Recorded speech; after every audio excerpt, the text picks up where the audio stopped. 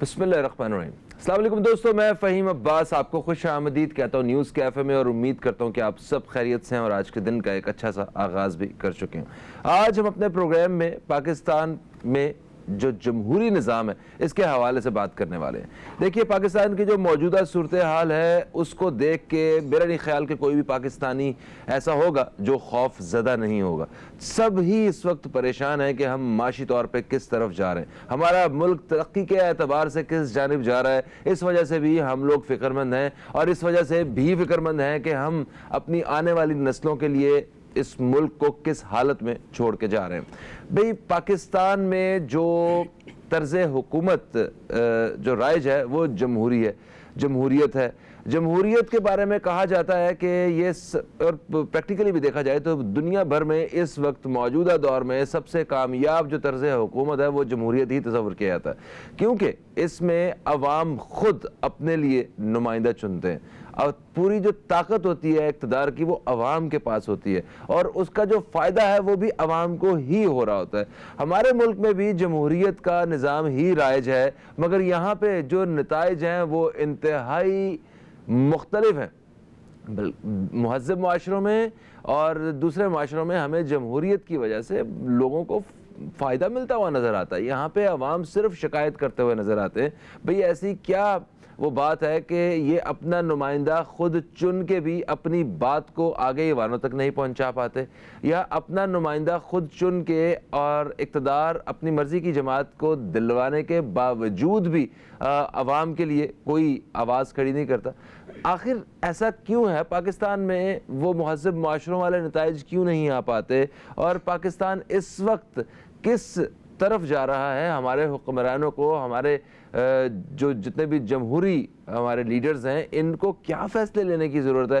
اسی حوالے سے آج اپنے پروگرام میں بات کرنے والے ہیں۔ میرے ساتھ اسٹوڈیو میں موجود ہیں جناب راؤ عمران سلیمان، آپ ایک تجزیہ کار ہیں، صحافی ہیں، آپ کو خوش آمدید۔ السلام علیکم، کیسے ہیں آپ؟ وعلیکم السلام۔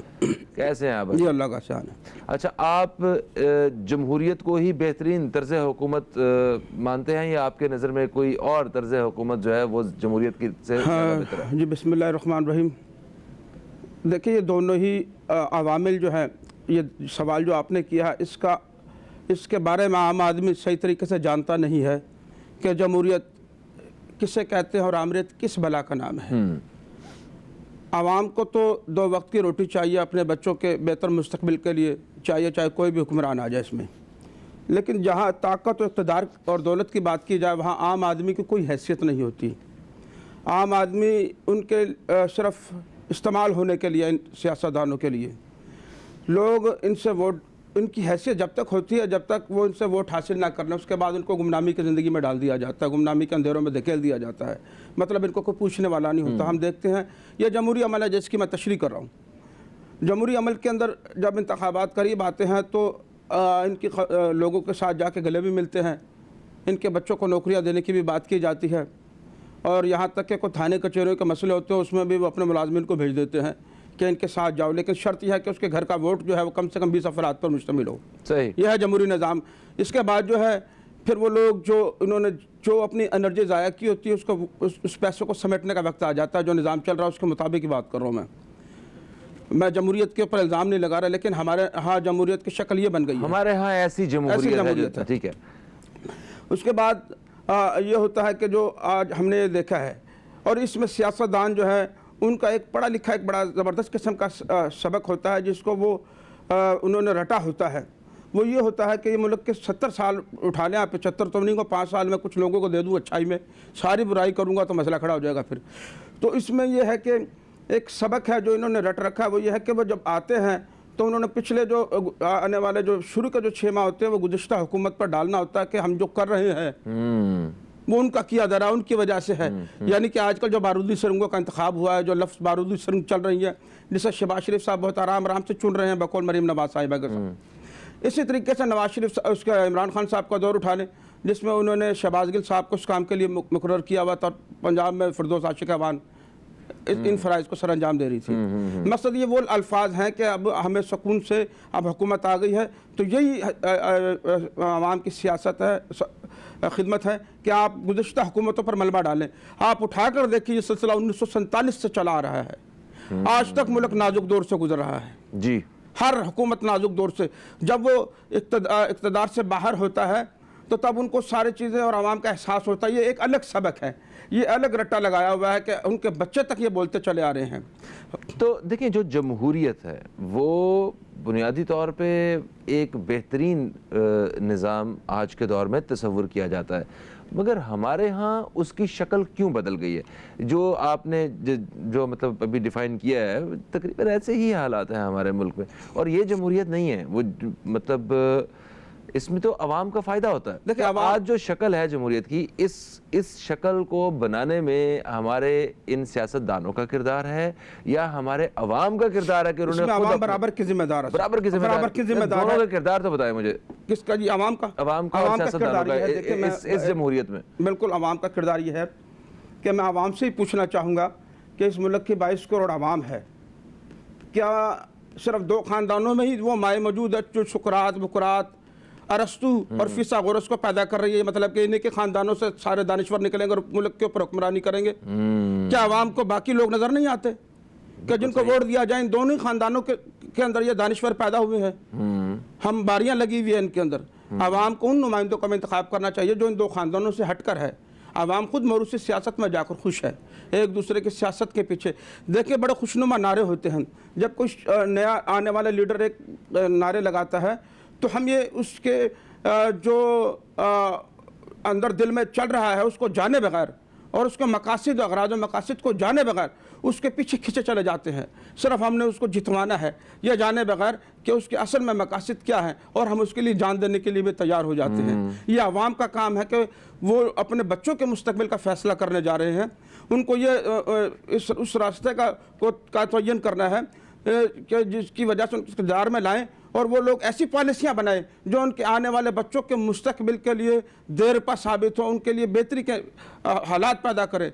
क्या ये आवाम का कसूर नहीं है कि वो मुसलसल एक ही 2 चेहरों को बार बार लाए जा रहे हैं? क्या उनको इंतखाब इस चीज़ का हक हासिल नहीं है? अभी आप जमहूरी निज़ाम का बता रहे थे कि वोट से हासिल होता है, तो वो वोट क्या इन दोनों ख़ानदानों को ही देना है? लेकिन यहाँ दोनों ख़ानदानों ने भी बड़ा कुछ सीख लिया है। अच्छा, हम ख़ानदानों की बात करने जो इनका किरदार है उस पर बात करते हैं। अवाम के बारे में एक चीज़ मैं और ऐड करना चाहूँगा, आपकी बात को सेकंड करना चाहता हूँ। हमारे यहाँ अवाम वोट नहीं डालते हैं। टोटल 5-6% लोग जो हैं वो इस मुल्क का फ़ैसला करते हैं। तो आप हिसाब लगाएं कि जब सारे लोग अपनी राय का इस्तेमाल करेंगे तो फिर तो पता चलेगा ना कि ये अवाम की हुकूमत है, अवाम अपने लिए लीडर चुन के लेके आए हुए हैं। देखिए, अवाम इस वक्त बड़ी ज़ख्मी हालत में है। मैं आपको बताता हूँ कि हम दिल बर्दाश्ता हो चुके, हम अंदर से बहुत टूट चुके हैं। यहाँ का नौजवान जिसको हम बचपन में इसलिए पढ़ाते हैं कि मेरा बेटा पढ़ लिख के डॉक्टर बनेगा, इंजीनियर बनेगा, हमारे मुस्तकबिल का सहारा बनेगा, मुल्क कौम की खिदमत करेगा, उस नौजवान को इस कदर ज़ख्मी कर दिया जाता है, परेशान कर दिया जाता है भूख और मुफलिसी के हाथ में। हमारी रियासत इस वक्त 2 किस्म के खुदकुशियों पर मजबूर है।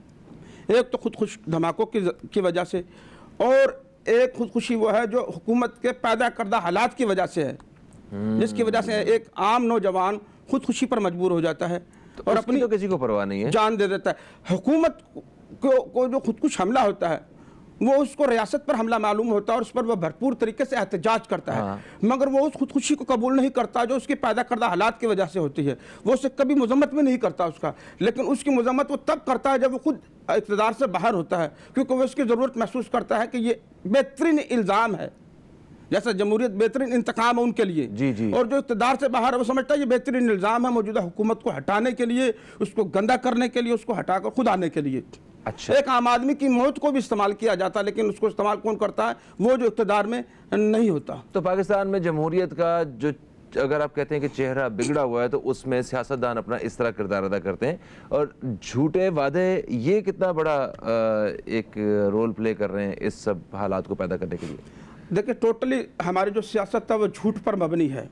क्या ये झूठ नहीं है कि मैं इसमें थोड़ा सा आज ताज़ा ही एक बयान बताता हूँ आपको। आज से 3-4 दिन पहले मैंने देखा कि मोहतरमा मरीम नवाज़ साहिबा ने जब मुल्क में तशरीफ़ लाई थी जब, तो उस वक़्त अपने चचा को बाकायदा मिठाई भी खिलाई, और खान साहब की हुकूमत जाने के बाद जो जश्न था वो भी मनाया गया भरपूर अंदाज में। उसके बाद हमने ये देखा कि उनके ऊपर तकरीबन कुछ 26-27 के करीबन दोनों ख़ानदानों पर मुकदमात थे। وہ آج اگر ہم دیکھیں تو چند ایک مقدمات کے علاوہ کوئی مقدمہ نہیں ہے ان کے اوپر، حتیٰ کہ میاں شہباز شریف کے بیٹے جو سلمان شہباز ہیں انہوں نے بغیر حاضری دیے اپنے مقدمات سے خود بری ہو گئے. ہم نے یہ دیکھا اور پھر ہم نے یہ بھی دیکھا جمہوریت کی طاقت ہے. اور ہم نے جب یہ بھی دیکھا کہ عوام اس وقت جو ہے نا وہ بھوک اور پیاس سے مر رہی ہے اور شدید غصے کے عالم ہے، تو ہم نے یہ دیکھا کہ محترمہ جو کہ آئندہ وزیر اعظم کی امیدوار ہے، بلکہ وہی جو میں نے ابھی فرمایا کہ یہ اس قوم میں کو یہی پتہ ہے کہ بکرات سکرات اور فیثاغورس صرف اور صرف ان دو خاندانوں میں پیدا ہوتے ہیں. تو ان صاحبہ نے یہ کہا کہ موجودہ حالات کو کے پیش نظر اگر میں اس حکومت کو دیکھوں تو آئندہ حکومت تو ہماری نہیں ہے. تو انہوں نے کہا یہ حکومت ہماری ہے ہی نہیں، ہماری حکومت وہ ہوگی جس میں نواز شریف وزیر اعظم ہوگی. اچھا، یعنی کہ آپ اندازہ کر لیں کہ سارے پروٹوکول وی آئی پی پروٹوکول سارے مقدمات خارج کروا لیے. سیاستدان وہ اس وقت کس کوشش میں نظر آتے ہیں آپ کو، کیونکہ آگے انتخابات کا دور آنے والا ہے اور ہم نے دیکھا کہ کچھ مہینے پہلے تک جو آپس میں کہ دوسرے کی ہاں کے ساتھ ہاں ملا رہے تھے، نہ کے ساتھ نہ ملا رہے تھے، آج ان کے خیالات اور ان کے بیانات ایک دوسرے سے مختلف ہونا شروع ہو گئے ہیں. کیا وجہ ہے اس کی؟ بڑے بڑے جو اتحاد اور ملے ہوئے نظر آ رہے تھے، ایسا لگ رہا ہے کہ شاید یہ راستے اگلے آنے والے کچھ دنوں میں الگ الگ ہو جائیں گے. جی بالکل، اگر ایسا نہیں کیا تو یہ ان 13 جماعتیں جو اس وقت مل کر حکومت بنا کر بیٹھی ہیں ان کے لیے بڑے مسئلے پیدا ہو جائیں گے. ایسا ہوتا ہے اکثر، ماضی میں بھی مشترکہ سیاسی جماعتوں کا اتحاد ہوا اور پھر حکومتیں بنائی گئی، لیکن جو انتخابات کا قریب آنے کا وقت ہوتا ہے تو ان کو اپنے راستے ہر صورت میں جدا کرنے ہوتے ہیں. کہیں ایسا تو نہیں ہے نا کہ ایک ہی سمبل پر الیکشن لڑا جائے کہ انتخابی نشان شیر ہو یا تیر کا نشان اور سارے اس پر متفق ہو، ایسا ہرگز نہیں ہوتا. لہذا جب انتخابات کا دن قریب آتے ہیں تو اس طرح کی حرکتیں کرنی پڑتی ہیں. سوال یہ پیدا ہوتا ہے کہ کیا ملک کے حالات ٹھیک ہو چکے ہیں؟ جو ان لوگوں نے وعدہ کیا تھا کہ ہم نے جمہوریت کو بچانے کے لیے، عوام کے فلاح و بہبود کے لیے ایکا کیا، اپنے دشمنیوں کو بھلا کر اس ملک کی خاطر ایک ہو گئے، آئین کو بچانے کے لیے ایک ہو گئے، کیا ملک کے حالات ٹھیک ہو گئے ہیں یا جو یہ الگ الگ ہونے کی باتیں کر رہے ہیں؟ تاریخ میں ایسے ورسٹ حالات کبھی نہیں ہوئے ہیں ویسے تاریخ میں. پاکستان جب سے بنا ہے تب سے لے کے ابھی تک دیکھیں ہم جس معاشرے میں رہ رہے ہیں وہ کبھی ترقی یافتہ ہوا ہی نہیں، وہ ہمیں زوال پذیر تھا اور مزید ہم پستیوں میں جا رہے ہیں. ہم نے کبھی ترقی کا منہ دیکھا ہی نہیں ہے جو ہم کہیں کہ ہمارے حالات خراب ہو گئے. ترقی اور خوشحالی تو چند گھروں کی لونڈی ہے، انہی کے گھروں میں کھیلتی کودتی ہے، اور ان کو مزید خوشحالی چاہیے ہوتی تو وہ اپنے بچوں کو باہر بھیج دیتے ہیں اور کبھی کبھی باہر خود چلے جاتے ہیں. اور جب انتخابات کے دن قریب آتے ہیں تو پھر وہ اس طریقے سے جشن کے طریقے سے لایا جاتا ہے کہ جس عالم دین کا جنازہ جا رہا ہو، پتہ چلے کہ پھولوں کے ساتھ لائن لگا کر چلے جاتے ہیں. اس طریقے سے ان کا استقبال کیا جاتا ہے کہ اصل قصوروار تو ہم ہیں. تو دوسری بات یہ تھی جس کا سوال آپ نے کیا وہ یہ ہے کہ حکومت جب تک الیکشن نہیں کروائے گی، پہلے تو ہم دیکھیں کہ الیکشن ہو جائیں. حکومت کو معلوم ہو گیا کہ شاید اداروں کا دباؤ بڑھ رہا ہے، عدلیہ آئے روز اور میڈیا آئے روز اس بات پر دباؤ ڈال رہی ہے. انہوں نے اسمبلیاں تحلیل کر رکھی ہیں، صوبائی دونوں صوبائی اسمبلیوں کو تحلیل کیا اور 90 روز کے دوران الیکشن کروانے ہیں. اس دوران اب 90 دن جو ہے وہ بھی ختم ہوتے جا رہے ہیں اور آئین کے مطابق الیکشن 90 روز کے بعد کروانا ضروری ہے. جب انہوں نے دیکھا کہ ادارے میں دباؤ ڈال رہے ہیں تو انہوں نے اپنی ایک پالیسی جو پلان بی تھا وہ ترتیب دیا. وہ یہ تھا کہ جب الیکشن کمیشن 2 ماہ پہلے یہ کہا کرتا تھا کہ ہم الیکشن کرانے کے لیے مکمل طور پر تیار ہیں، اچانک وہ کیسے کہہ دیتا کہ ہم الیکشن کرانے کے لیے تیار نہیں ہیں؟ عدلیہ کے دباؤ کے بعد وہ چلو مان لیتے ہیں کہ وہ الیکشن کرانے کے لیے تیار ہو جاتا ہے، تو وہ وفاقی حکومت کو خط لکھتے ہیں کہ ہمیں مزید بجٹ کی ضرورت ہے، 54 ارب روپے درکار ہیں. تو وہ وزارت خزانہ اس کو یہ کہہ کر لکھتا ہے کہ ملک کی معاشی صورتحال ایسی نہیں ہے کہ ہم آپ کو کوئی رقم فراہم کر سکیں، تو لہٰذا ہم اس کے لیے معذرت خواہ ہیں، الیکشن کو تھوڑا سا آگے بڑھا لیا جائے.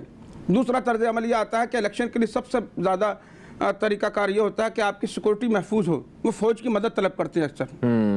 اس صورت میں وہ پشاور کا دھماکہ ہوا بھی تو کراچی کا ہوگا، یہ بھی ان کے لیے فیض ہوگا، ان کے لیے فائدہ مند ثابت ہوگا. تو ان لوگوں نے اس کو کہا کہ جو پشاور میں دھماکہ ہوا اس کو دیکھتے ہوئے ملک کے حالات اس وقت بڑے نازک دور سے گزر رہے ہیں، لہٰذا ہم آپ کو سیکورٹی فراہم نہیں کر سکتے. یہ بھی حکومت کے حق میں چلا گیا. اور پھر لاہور ہائی کورٹ نے بھی تیسرے نمبر پہ اعلان کر دیا کہ ہم آروز دینے کے موڈ میں نہیں ہیں، انہوں نے انکار کر دیا. تو اب یہ تو چلی گئی حکومت کے ہاتھ میں بات، لیکن ادارے جو ہیں ابھی تک ان پر دباؤ ڈال رہے ہیں. جب حکمرانوں نے یہ دیکھا کہ ہم اپنے پلان اے بی کو इस्तेमाल कर चुके हैं और उस पर कोई फ़ायदा नहीं हो रहा। तो इस सूरत में बेहतरीन तरीक़ाकार क्या था, लोग तो 13 जमातें नहीं बल्कि 14 जमातें इस वक्त आपस में लड़ रही हैं। 14वीं जमात खुद मरीम नवाज़ की है। अच्छा, वो समझती है कि अब जब मेरा बाप आएगा, जब हुकूमत होगी, मेरा जो चाचा है वो हमारा सगा नहीं है। नहीं, कल तक तो इन्होंने बड़ी मुबारकबादें दी हैं उन्हें, उनके हर फैसले के साथ थी, और आज अचानक मतलब रास्ता ही अलग कर लेना, ये एक बड़ा स्ट्रेंज है। खैर, आवाम को ये चीज़ें सारी समझ आनी चाहिए। सर, दो किस्म की जो ओपिनियंस हैं वो इस वक्त लोगों में हैं, आवाम में। एक तो ये कहते हैं कि इलेक्शंस की क्या ज़रूरत है फौरी तौर पे, मुल्क जो है ना वो दिवालिया होने जा रहा है आपका, मईशत के जो बुरे हालात हैं, अगली हुकूमत ने आके कौन सा उनके पास कौन सा कोई ऐसा जादू का चिराग है कि सारा कुछ ठीक कर देना है, तो जो चल रहे हैं इनको टाइम दें। अच्छा, ये एक साइड की ओपिनियन। दूसरे लोग जो हैं वो ये कह रहे हैं कि किसी भी सूरत फौरी तौर पे इलेक्शन होने चाहिए, क्योंकि मुल्क में जो भी हालात पैदा हुए हैं वो इन लोगों ने किए हुए हैं। तो ये इन दोनों अलग अलग इक़साम की जो राय है, इनमें से आप क्या समझते हैं कि आवाम को मतलब क्या अपना रोल प्ले करना चाहिए, और क्या सही है और क्या गलत है? सर, इस वक्त तो यकीन जानो कुछ भी समझ में नहीं आ रहा कि क्या किया जाए और क्या ना किया जाए। असल में मकसद ये है कि एक लफ्ज़ है मुतबादिल का, हमें यह बताया जाए कि मुतबादिल किसको लिया जाए। क्या उस शख्स को लिया जाए, 13 जमातों की तो हुकूमत है, क्या उस शख्स को लिया जाए जो 2013 में कहा करता था कि शुक्र है मैं वफाक में नहीं आया क्योंकि मुझे अभी तक हुकूमत चलाने का सलीका नहीं था, हालांकि वो पेशावर में उस वक्त 10 साल से मुख्य हुकूमत कर रहा था। उसके बाद उन्होंने ये भी कहा कि अब मुझे हुकूमत मिलनी चाहिए, मेरे पास 200 एक्सपर्ट हैं। ठीक है, वो कहीं नज़र नहीं आए बाद में। फिर उसके दौरे हुकूमत में यही सूरत हाल थी जो आज है, यानी कि आवाम के खड़ा आज ज़्यादा वर्स्ट है। देखिए, आज डॉलर कहाँ पे, आज पेट्रोल की कीमत कहाँ पे है, और ये लोग चले जाएंगे तो आगे जो भी हुकूमत आप ले आए, आपको ये वाले लोग भी फरिश्ते लग रहे होंगे। मैं फरिश्ते लगेगा, बिल्कुल ऐसे। अच्छा, हर दौर से ज़्यादा लगता है। मैं आपको बताता हूँ वो तकलीफ़ क्या होती है जब किसी लोगों से, जब किसी से उगलवाया जाता है। पुलिस जब किसी की छितरोल करती है तो जब 2 छितर पड़ते हैं ना, तो तीसरे में वो साइलेंट होता है और वो समझता है कि हाँ, वो समझता है कि जो अब पड़ेगा ना वो ज़्यादा खतरनाक है। मज़ीद आने वाली हुकूमत में जो छितर पड़ रहे हैं वो उससे भी ज़्यादा खतरनाक है। सर, हमारे पास कुछ भी नहीं है, हमारे पास चॉइस नहीं है। अब मुझे ये बताएं कि अगर इंतखाबात में हम अरबों रुपए लगा कर लाएंगे किसको? क्या उसको लाएंगे जिस पर हम कह रहे थे कि हमें पुराना ही पाकिस्तान चाहिए दोबारा से? कितना नारा बुलंद था। तो या फिर इन जिन मौरूसी हुकूमतों का आप जिक्र कर रहे थे अभी, वो उन 2 खानदानों का क्या, या फिर आप इनमें से लेकर, या फिर इनमें से कोई लेकर आए? हमारे पास चॉइस क्या है? कुछ भी नहीं है सर। एक तीसरी हुकूमत भी है जो इनके ऊपर बैठकर हुकूमत करती है। वो ऐसे फरिश्ते हैं जो नज़र नहीं आते। ये वो फरिश्ते हैं जो आपने सादत हुसैन मंटो का नावल पढ़ा था, गंजे फरिश्ते। ये वो वाले फरिश्ते हैं जो दिखाई नहीं देते। इनमें एक निज़ाम तो हमने बता दिया कि जमहूरी निज़ाम, एक निज़ाम ऐसा भी जो आमराना निज़ाम होता है, वो इस कदर ताकतवर है जो जमहूरियत के ऊपर गालिब है। हम जमहूरियत के लिबादे में लिपटे हुए नवाए कैसरी हैं। ये वो चीज़ है कि हम देखने में जमहूरियत हैं, लेकिन लिबादा हमारा जमहूरियत का है, लेकिन अंदर हमारे आमरीत। देखें, जमहूरियत की बात अगर हम कर रहे हैं ना, तो उसमें सारे अवाम खुद मिल के फैसला करते हैं कि उनके लिए कौन फैसले करे और उनका लीडर कौन हो। ठीक है, या कौन सी सियासी जमात है जिसको वो चाहते हैं कि ये आके सारा निज़ाम संभाले। हमारे यहाँ अवाम सिवाय तबसरों में, तज्ज़ियों में और सोशल मीडिया पे एक दूसरे के साथ जो है ना वो लड़ाई झगड़ों के, अमली तौर पर सियासत में कोई अमल दखल नहीं है आवाम का। मैं आप देखेंगे पूरे मुल्क, अभी वक्फे से पहले जो हम बात कर रहे थे कि जो वोट्स का जो टर्नओवर रहता है वो कितना, कोई 5.5%, 6%, 7%, मतलब पूरे पाकिस्तान में जो 20-22 करोड़ अवाम है, वो उनमें से सिर्फ इतने % लोग जो है ना वो इसमें हिस्सा लेते हैं। अगर ये परसेंटेज बढ़ जाए ये चला जाता, 90% चला तो जाता। करप्शन में मुश्किल हो जाए, जो मतलब बाहर निकल के जो कहते हैं कि धांधली हो गई, उन्होंने फलाने ने ये कर लिया वो कर लिया, जब सर, मैं सारे इसी का जवाब- लोग इन्वॉल्व आप होंगे पहले मुझे सिर्फ इतना बताएं कि क्या आप समझते हैं कि अगर पूरी कौम यकजहती के साथ बाहर निकले और अपने हक के राह दही इस्तेमाल करे और अपने पसंदीदा शख्स को वोट दे, क्या इससे मसला हल हो जाएगा? हम बताते हैं आपको। अभी आपने कराची के हालिया बल्दियाती इंतखाबात देखी, उसके अंदर एक एक हल्के के अंदर 100 वोट पड़ा है, 150 वोट पड़ा है, इतना वोट पड़ा है और लोग घरों से नहीं निकले। आप यही कहना चाहते हैं? अफसोस की बात है ये। अब जब 100 वोट वाले हल्के में उसका रिजल्ट 3 दिन के बाद आता है, अच्छा, उसका रिजल्ट 3 दिन बाद आता है, मतलब कि काउंटिंग करना इतना मुश्किल हो चुका है कि उसको 100 वोट हैं और 200 लोग जो हैं वो उसको गिन रहे हैं। तो ये बताइए कि जब इन लोगों ने जीतना है ना, तो वो इस तरीके से जीतेंगे? लोगों की राय को रातों रात बदल दिया जाता है। तो फिर ईवीएम वाला मशवरा पिछली हुकूमत का बड़ा अच्छा था, अगर वो इसके ऊपर कोई अमल दरामद कर जाते या कुछ अपने आप को इतना मजबूत करते कि ऐसा हो जाता है, यहाँ पे ये वाली सारी परेशानियां खत्म हो जाती दुनिया भर में। ईवीएम हमारे पड़ोसी मुल्क में इसका इस्तेमाल है और वो कामयाब जा रहा है। इसके लिए सबसे पहले बहुत ज़्यादा ज़रूरी है कि जो इलेक्शन कमीशन का इदारा है वो खालिस्तान आवाम के लिए ही काम करे, किसी सियासी दबाव में आकर काम या फैसले ना करें। हम यही तमाम इदारों की पॉलिसी होनी चाहिए मुल्क की बेहतरी के लिए। मुल्क जब भी तरक्की करेगा। हम अगर इंतखाबात में इलेक्शन कमीशन गैर जानबदार हो और वो आवाम के वोटों का तहफ़्फ़ुज़ करे, तो यकीनी तौर पर वही लोग जीत कर असम्बली में आएंगे जो आवाम ने मुंतखब किए। ठीक है, लेकिन इलेक्शन कमीशन 2 तरीके से मुतासिर होता है। हमने जिस तरह देखा कि खान साहब इस वक्त बैठकर इदारों पर तनकीद कर रहे हैं, एक मखसूस इदारे पर, इस तरीके से मरीम नवाज भी एक इदारा है जो कि बहुत ताकतवर है, उस पर तनकीद कर रही है। अच्छा, मरीम नवाज का जो लास्ट जो बयान है वो भी मैं चाहता हूँ कि आप उसको शेयर कर दें। उन्होंने इमरान खान के हवाले से जो कहा कि पहले इस्टेब्लिशमेंट के कंधों पे जो है ना ये इक़्तिदार में आए हुए थे, अभी अदलिया के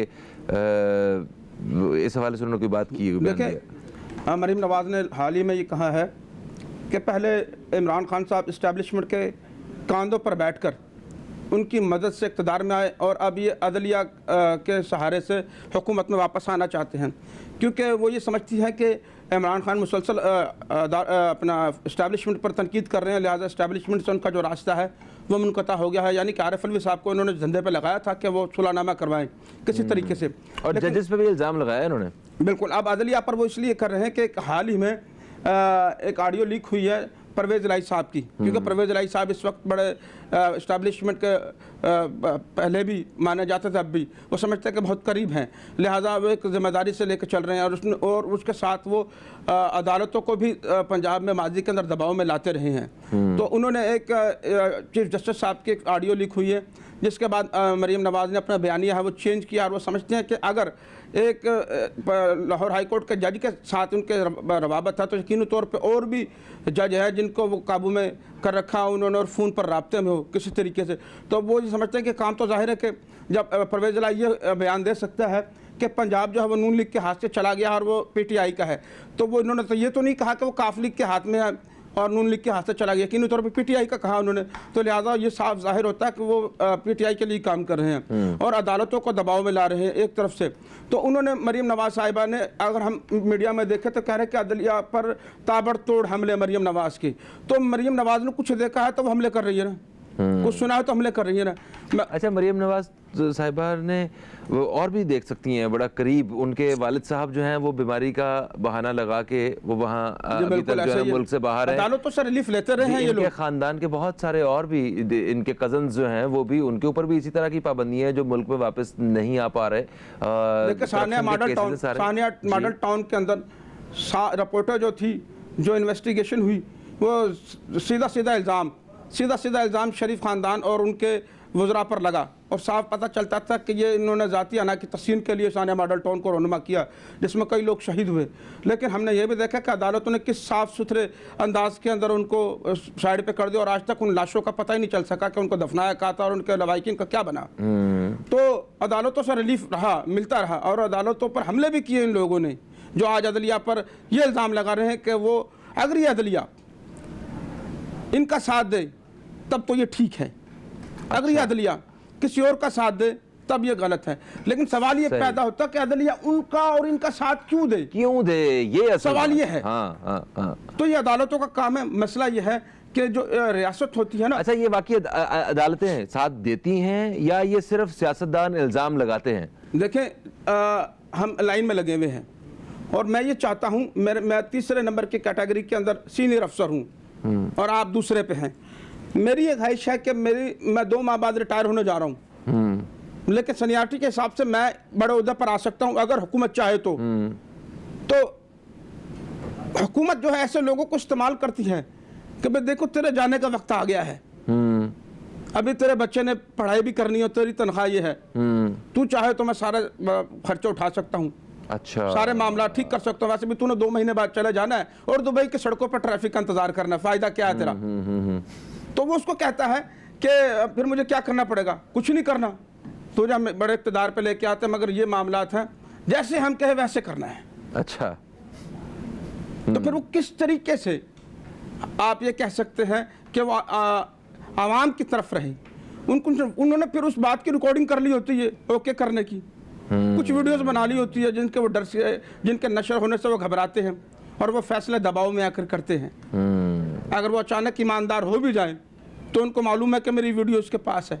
تو دیکھیں جو قاضی کی حیثیت رکھتے ہیں ان کی جانب سے جب اس طرح کا کردار سامنے آئے گا تو عوام تو قانون سے اور عدل سے پھر مایوس ہوں گے نا. سر یہ قاضی جو ہے نا، اس قاضی کو یہ معلوم ہے جب اس کا پروٹوکول اندر داخل ہوتا ہے نا تو گیٹ کے باہر 20 سال سے خاندان پڑے ہوئے ہیں، لوگ تھکے کھا رہے ہیں فوجداری مقدمات میں، لوگوں کے بچوں کو مرے ہوئے اغوا ہوئے 25 30 سال گزر گئے، لیکن فیصلہ 1 ہفتے کے اندر ان لوگوں کا ہو جاتا ہے جو ٹی وی پر آتے ہیں، جن کا ٹکر بنتا ہے، جو ٹی وی پہ مقدمہ چلتا ہے اس کو 1 ہفتے میں نمٹا دیا جاتا ہے.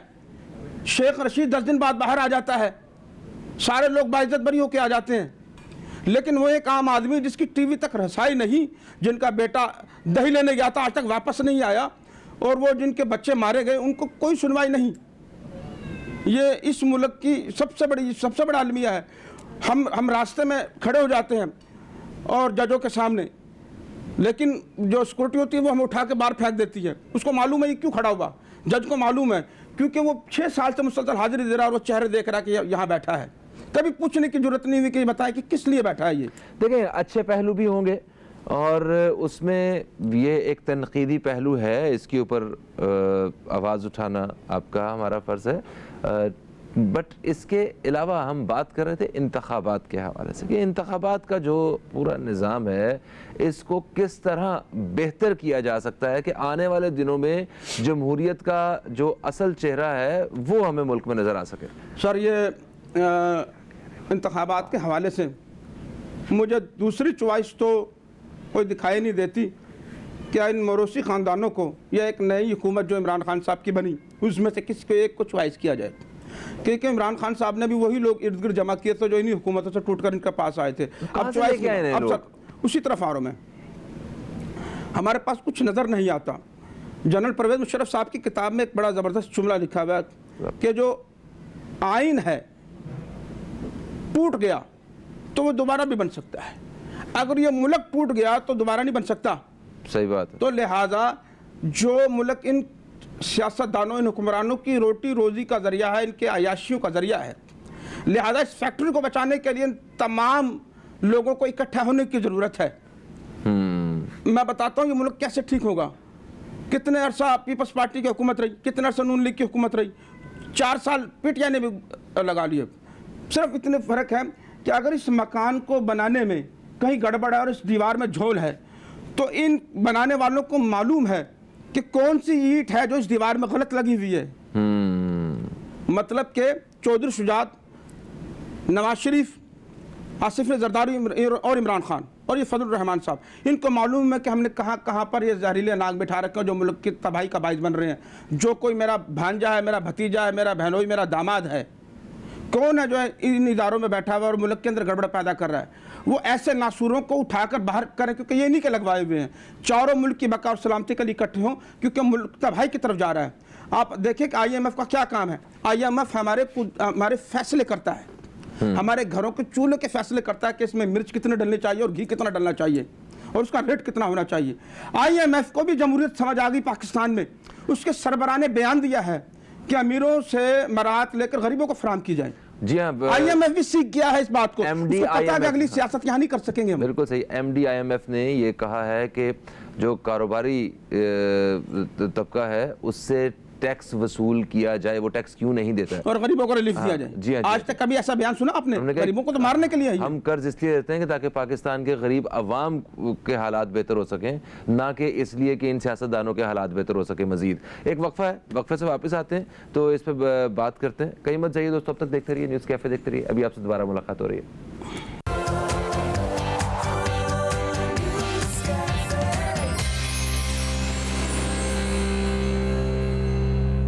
इसके लिए सबसे पहले बहुत ज़्यादा ज़रूरी है कि जो इलेक्शन कमीशन का इदारा है वो खालिस्तान आवाम के लिए ही काम करे, किसी सियासी दबाव में आकर काम या फैसले ना करें।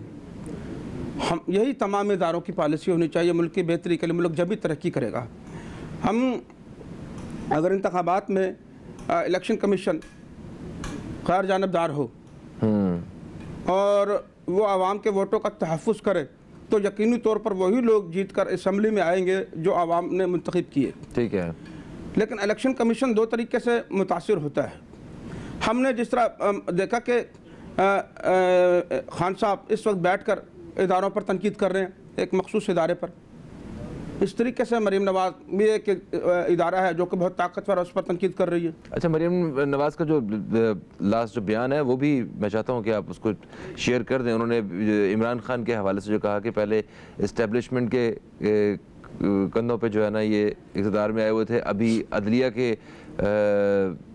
इस हवाले से उन्होंने कोई बात की? देखिए, मरीम नवाज ने हाल ही में ये कहा है कि पहले इमरान खान साहब इस्टेब्लिशमेंट के कंधों पर बैठकर उनकी मदद से इक़्तिदार में आए और अब ये अदलिया के सहारे से हुकूमत में वापस आना चाहते हैं, क्योंकि वो ये समझती हैं कि इमरान खान मुसलसल अपना इस्टेब्लिशमेंट पर तनकीद कर रहे हैं, लिहाजा इस्टेब्लिशमेंट से उनका जो रास्ता है वो मुनक़ता हो गया है। यानी कि आरिफ अलवी साहब को इन्होंने धंधे पर लगाया था कि वो सुलहनामा करवाएं किसी तरीके से, और जजेस पे भी इल्ज़ाम लगाया इन्होंने। बिल्कुल। अब अदलिया पर वो इसलिए कर रहे हैं कि हाल ही में एक ऑडियो लीक हुई है परवेज़ इलाही साहब की, क्योंकि परवेज़ इलाही साहब इस वक्त बड़े इस्टेब्लिशमेंट के पहले भी माने जाते थे, अब भी वो समझते हैं कि बहुत करीब हैं, लिहाजा वो एक ज़िम्मेदारी से लेकर चल रहे हैं। और उसके साथ वो अदालतों को भी पंजाब में माजी के अंदर दबाव में लाते रहे हैं। तो उन्होंने एक चीफ जस्टिस साहब की एक ऑडियो लीक हुई है, जिसके बाद मरीम नवाज़ ने अपना बयानिया है वो चेंज किया, और वो समझते हैं कि अगर एक लाहौर हाई कोर्ट के जज के साथ उनके रवाबत था तो यकीनी तौर पे और भी जज है जिनको वो काबू में कर रखा उन्होंने और फ़ोन पर राब्ते में हो किसी तरीके से। तो वो ये समझते हैं कि काम तो जाहिर है कि जब परवेज़ इलाही ये बयान दे सकता है कि पंजाब जो है वो नून लीग के हाथ से चला गया और वो PTI का है, तो वो इन्होंने तो ये तो नहीं कहा कि वो काफ लीग के हाथ में है और नून लीग के हाथ से चला गया, यकीनी तौर पर PTI का कहा उन्होंने। तो लिहाजा ये साफ जाहिर होता है कि वो PTI के लिए काम कर रहे हैं और अदालतों को दबाव में ला रहे हैं एक तरफ से। तो उन्होंने मरीम नवाज साहिबा ने, अगर हम मीडिया में देखें तो कह रहे हैं कि अदलिया पर ताबड़तोड़ हमले मरीम नवाज की। तो मरीम नवाज ने कुछ देखा है तो वो हमले कर रही है ना, कुछ सुना है तो हमले कर रही है ना। अच्छा, मरीम नवाज साहिबा ने वो और भी देख सकती हैं बड़ा करीब, उनके वालिद साहब जो हैं वो बीमारी का बहाना लगा के वो वहाँ अभी तक जो है मुल्क से बाहर है, अदालतों से रिलीफ लेते रहे हैं ये लोग। ख़ानदान के बहुत सारे और भी इनके कज़न्स जो हैं वो भी, उनके ऊपर भी इसी तरह की पाबंदियाँ जो मुल्क में वापस नहीं आ पा रहे। सानिया मॉडल टाउन के अंदर रिपोर्टर जो थी, जो इन्वेस्टिगेशन हुई, वो सीधा इल्ज़ाम शरीफ ख़ानदान और उनके वज़रा पर लगा और साफ पता चलता था कि ये इन्होंने ज़ाती अना की तस्सीन के लिए सानिया मॉडल टाउन को रहनुमा किया, जिसमें कई लोग शहीद हुए। लेकिन हमने ये भी देखा कि अदालतों ने किस साफ़ सुथरे अंदाज के अंदर उनको साइड पे कर दिया और आज तक उन लाशों का पता ही नहीं चल सका कि उनको दफनाया कहा था और उनके लवाकिन का क्या बना। तो अदालतों से रिलीफ मिलता रहा और अदालतों पर हमले भी किए इन लोगों ने, जो आज अदलिया पर ये इल्ज़ाम लगा रहे हैं कि वो अगर ये अदलिया इनका साथ दे तब तो ये ठीक है, अगर ये अदलिया किसी और का साथ दे तब ये गलत है। लेकिन सवाल ये पैदा होता है कि अदलिया उनका और इनका साथ क्यों दे, ये असल सवाल ये है। हाँ। तो ये अदालतों का काम है। मसला ये है कि जो रियासत होती है ना, अच्छा, ये वाकई अदालतें साथ देती हैं या ये सिर्फ सियासतदान इल्ज़ाम लगाते हैं? देखें, हम लाइन में लगे हुए हैं और मैं ये चाहता हूँ, मैं तीसरे नंबर की कैटेगरी के अंदर सीनियर अफसर हूँ और आप दूसरे पे हैं। मेरी ये ख्वाहिश है कि मैं 2 माह बाद रिटायर होने जा रहा हूँ, लेकिन सीनियरिटी के हिसाब से मैं बड़े उहदे पर आ सकता हूँ अगर हुकूमत चाहे तो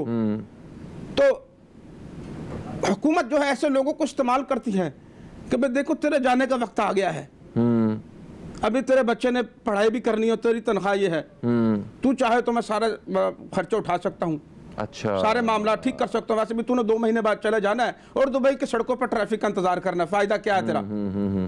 तो वो उसको कहता है कि फिर मुझे क्या करना पड़ेगा? कुछ नहीं करना, तुझे हम बड़े इक़्तिदार पे लेके आते हैं, मगर ये मामलात हैं जैसे हम कहे वैसे करना है।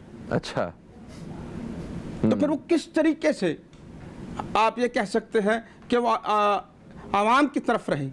उन्होंने फिर उस बात की रिकॉर्डिंग कर ली होती है ओके करने की, कुछ वीडियोस बना ली होती है जिनके वो डर से, जिनके नशर होने से वो घबराते हैं और वो फैसले दबाव में आकर करते हैं। अगर वो अचानक ईमानदार हो भी जाए तो उनको मालूम है कि मेरी वीडियो उसके पास है।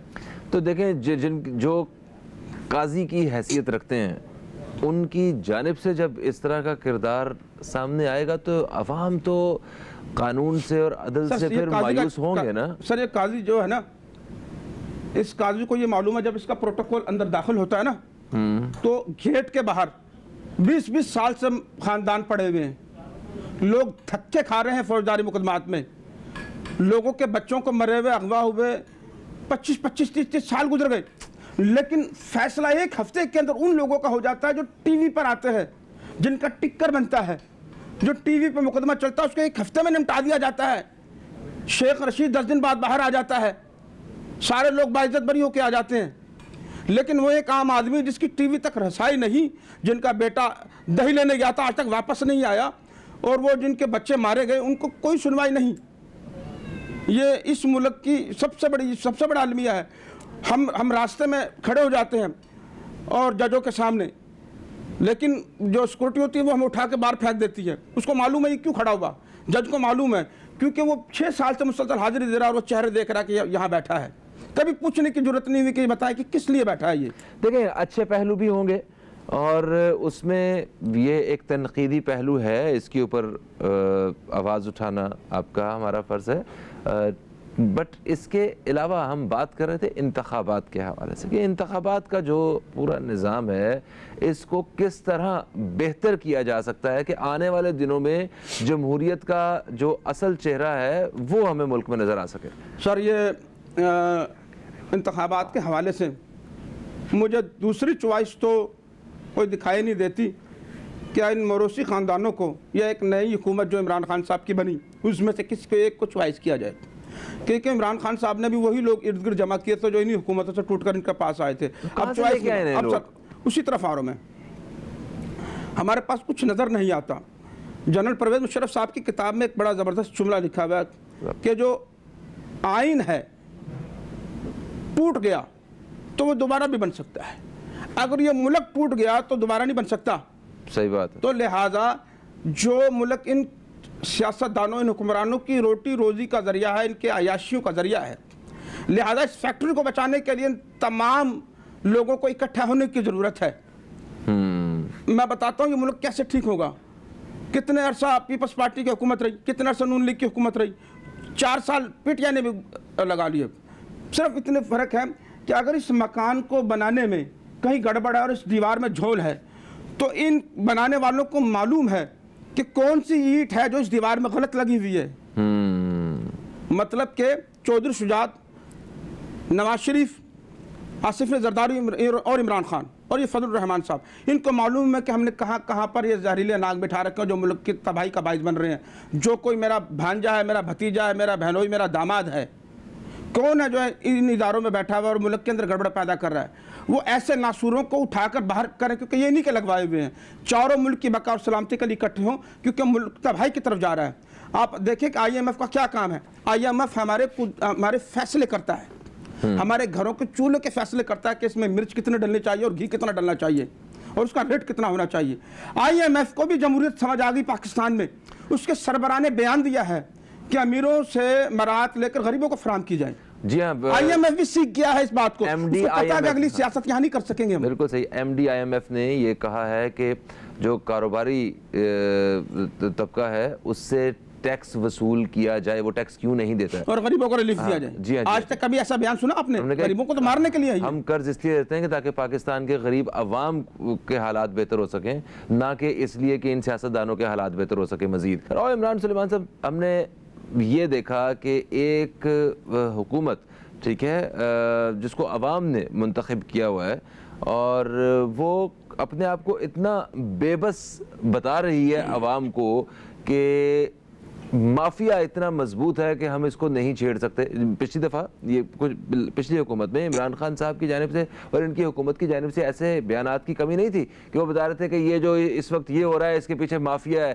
तो मतलब ऐसा लगना शुरू हो गया था आवाम को कि शायद माफियाज जो हैं वो एक हुकूमत से ज़्यादा मजबूत हैं जो हुकूमत से नहीं संभाले जा रहे। तो ऐसी सूरत हाल में जमहूरियत और उसकी ताकत और अवाम और ये सारे मसाइल ये तो हल होते हुए नज़र ही नहीं आते हैं। सर, वज़ीर आज़म समेत तमाम हमारे जितने वज़रा हैं दर हकीकत इन्हीं माफिया के एजेंट हैं। जब ये इक़्तिदार में आना चाहते हैं तो ये लोग जो कि बहुत पैसा रखते हैं, इनके बड़े बड़े कारोबार हैं, तो ये लोग जलसा जुलूसों के लिए कुर्सी और टेंटों का और खाने पीने का एहतमाम करके देते हैं, क्योंकि उसके बगैर आप सियासत में आ ही नहीं सकते। हाँ। तो अब ये बताएं कि आपने मेरे इक़्तिदार के हसूल के लिए इतनी जद्दोजहद की, यहाँ तक कि उस शख्स के घर के 25-30 वोट थे और उस घर को ख़रीदने के लिए, जो कि तहरीक इंसाफ का वोटर सपोर्टर है, ख़रीदने के लिए आपने एक वोट का 10,000 रुपये दिया, मतलब कि 1 लाख रुपये या 2 लाख रुपये इनके घर में पहुंचा दिया हो। और इस बात पे कन्फर्म है। और मेरे पास तो जेब में कुछ नहीं है। मेरे पास जेब में कुछ, लेकिन मुझे इक़्तिदार में लाने के लिए आप जो कि आपके चीनी की फैक्ट्रियाँ हैं या आप आटे की फ्लोर मिल आपकी, आपने बहुत ज़्यादा जद्दोजहद की मुझे कामयाब कराने के लिए। अब जब मैं इक़्तिदार में आ गया हूँ तो आपके जो आटा है जो दिन ब दिन महंगा होता जा रहा है, मैं किस मुंह से आपके खिलाफ बोलूं? क्योंकि आपकी बड़ी कुर्बानियां हैं मेरे लिए। ये वो गुलामी है जिसकी वजह से हम नहीं इनके खिलाफ बोल पाते। अगर बोलते हैं तो सिर्फ बोल सकते हैं, कार्रवाई नहीं कर सकते। अब हुकूमती वज़रा जो है वो हुकूमत के खिलाफ खड़े हो जाते हैं और उनका बुनियादी मकसद ये होता है। अब आसिफ करमानी जो नवाज शरीफ साहब के बड़े करीब और अजीज़ रिश्तेदारों में से है, वो पेट्रोल माफिया के खिलाफ असम्बली के फ्लोर पे खड़ो के बात कर रहे हैं। वो कह रहे हैं कि हम इतने कमज़ोर हैं कि हम इन को लगाम नहीं डाल सकते और हमें पता है कौन और कहाँ बैठे हैं, ये तक कह दिया। अब इमरान खान साहब इस पर तनकीद करते हैं, इमरान खान साहब तनकीद करते हैं। अब आ जाए पीछे की तरफ, इमरान खान साहब की गवर्नमेंट में है, इमरान खान साहब वज़ीर आज़म है और वो बनी गाला से वज़ीर आज़म हाउस जा रहे हैं। तो वहाँ पर हैदराबाद में एक बच्ची का केस हुआ ज़्यादती का, और पुलिस जो है वो जो लोग थे उनके खिलाफ उनके साथ मिल गई। तो वो अपनी बेगम साहिबा को फरमा रहे हैं कि मैं जब इस तरह के खेल देखता हूँ तो मुझे बहुत गुस्सा आता है। ये क्या हो रहा है हमारे माशरे में, क्या किस तरीके का खेल चल रहा है ये, और इनको कैसे काबू किया जाए। तो उनकी बेगम साहिबा फरमाती हैं कि आप वज़ीर आज़म हैं, आप सब कुछ कर सकते हैं आप चाहे तो। आप समझ रहे हैं? वो यही बात आकर टीवी पर बता रहा है कौम को। उनको ये बात नहीं बतानी चाहिए। इतना वक्त ज़ाया किया, उनको लगाम डालो, उन लोगों को पकड़े जिन्होंने इसको जुर्म किया है। आप चाहे तो क्या नहीं हो सकता। अच्छा, नहीं उन्होंने अब देखें एक और चीज़ हमें नज़र आती है कि उन्हें लगता था कि करप्शन जो है वो पाकिस्तान का सबसे बड़ा मसला है। उन्होंने माजी में वो लोग जिनके ऊपर करप्शन के इल्ज़ामात थे उनके ऊपर केसेस बनाए। वो 4 साल की पूरी एनर्जी जो है उनकी वो इसी में हमें लगती हुई नज़र आई कि वो इनको सज़ा पहुंचाना चाहते हैं। वो यही कहते हैं कि जो बड़े चोर हैं, जब तक इनको सज़ा नहीं मिलेगी छोटे चोर से नहीं हम बच सकते। 4 साल बाद उनकी हुकूमत जाती है, वो सारे के सारे चोर जो ये साबित जो कहते रहे वो अब चोर नहीं है, बाइज्जत किस्म के लोग हैं। और अदालतों ने और अच्छे ओहदों पे फायज हैं, को भी कह दिया है, अच्छे ओहदों पे फायज हैं। कुछ हमारे ही वो उसी अवाम के लिए ही फैसले कर रहे हैं, बड़े बड़े फैसले जो उन्होंने पहले केस बनाया हुआ था कि इन अवाम का पैसा लूट के ये कर। देखें, हाँ, ये अच्छे और बुरे चोर तो चोर ही होता है, लेकिन एक बात हमेशा याद रखें کہ یہ جو میں ان دو خاندانوں کی یا پھر موروث سیاست یا جمہوریت کی بات کریں تو میں ایک بات آپ کو بتاتا چلوں کہ آمریت جس کو ہم اسٹیبلشمنٹ کا نام دیتے ہیں، یقین جانے کہ جتنی ترقی ہوئی ان کے دور میں ہوئی، یہ وہ لوگ ہیں جن کی وجہ سے ہم سکون کی نیند سوتے ہیں۔ پاک فوج جو ہے اس وقت ہمارے اس پاکستان کی بقا اور سلامتی کے ضامن ہے، اسی کی وجہ سے آج ہم ان درندوں سے بچے ہوئے ہیں۔ اگر یہ آپس میں اپنے مسئلہ مسائل حل کر لیں، اگر یہ ملک کی معاشی صورتحال کو بہتر کر لیں، ان کو معلوم ہوتا ہے کہ ملک کس طرف جا رہا ہے، تو جب اگر ہم اپنے فیصلے خود حل کریں، اسمبلیاں کس لیے بنی، عدالتوں میں جانے کے بجائے اسمبلیوں میں فیصلے کریں، اسٹیبلشمنٹ میں کو کہنے کے بجائے، ان کو للکارنے کے بجائے، ان سے مدد لینے کے بجائے اپنے فیصلے خود کریں، تو کیا ضرورت ہے اداروں کے بیچ میں آنے کی؟ ہم خود اپنے فیصلوں میں ناکام ہیں۔ اور ہم اس میں اگر جمہوریت اور آمریت کی بات کریں تو یقین جانیں کہ اگر عام آدمی سے پوچھا جائے تو اس کو صرف روٹی روزی چاہیے، بچوں کے لیے بہتر مستقبل چاہیے، تو وہ جو کچھ ملا ہے اس فوج کی حکومت میں ہی ملا ہے۔ جمہوریت نے اس قوم کو سوائے جھوٹے نعروں وعدوں کے سوا کچھ نہیں دیا ہے۔ یہ ملک بچا ہوا ہے تو انہی کی خوف کی وجہ سے بچا ہوا ہے۔ بالکل صحیح، تھینک یو سو مچ، آپ تشریف لائے اور آپ نے ہمارے آج کے ٹاپک کے حوالے سے اپنے خیالات کا اظہار کیا۔